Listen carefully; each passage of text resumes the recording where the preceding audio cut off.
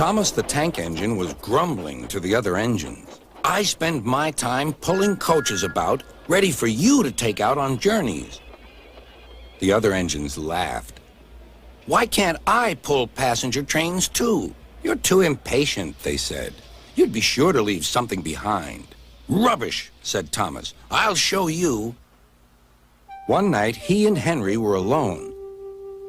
Henry was ill. The men worked hard, but he didn't get better.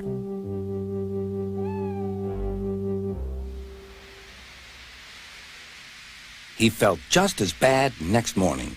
Henry usually pulled the first train, and Thomas had to get his coaches ready. If Henry is ill, he thought, perhaps I shall pull his train. Thomas ran to find the coaches. Come along, he fussed. There's plenty of time, they grumbled. Thomas took them to the platform and wanted to run round in front at once. But his driver wouldn't let him. Don't be impatient, Thomas. Thomas waited and waited. The people got in. The conductor and station master walked up and down. The porter banged the doors, and still Henry didn't come. Thomas got more and more excited. Sir Topham Hatt came to see what was the matter, and the conductor and station master told him about Henry. Find another engine, he ordered.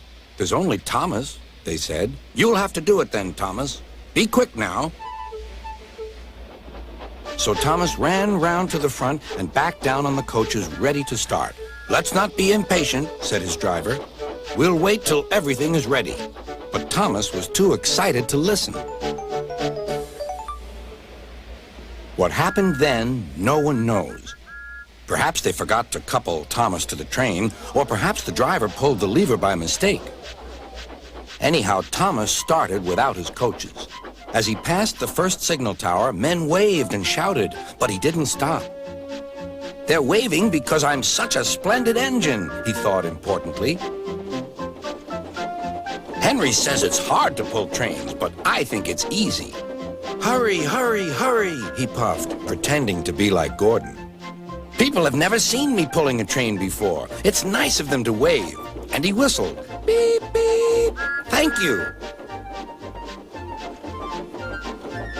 Then he came to a signal at danger. Bother, he thought. I must stop. And I was going so nicely, too. What a nuisance signals are. He blew an angry beep, beep on his whistle. The signalman ran up. Hello, Thomas, he said. What are you doing here?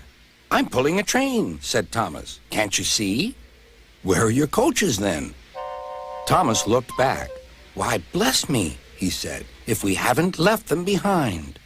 Yes, said the signalman. You'd better go back quickly and fetch them. Poor Thomas was so sad he nearly cried. Cheer up, said his driver. Let's go back quickly and try again.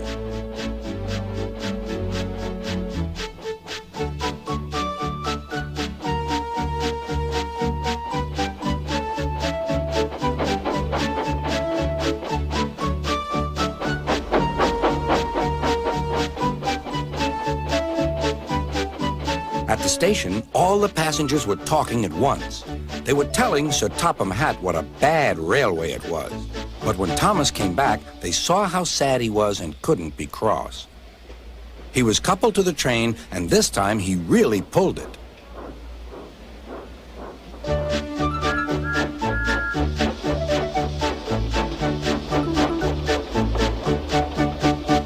Afterwards, the other engines laughed at Thomas and said, Look, there's Thomas who wanted to pull a train, but forgot about the coaches.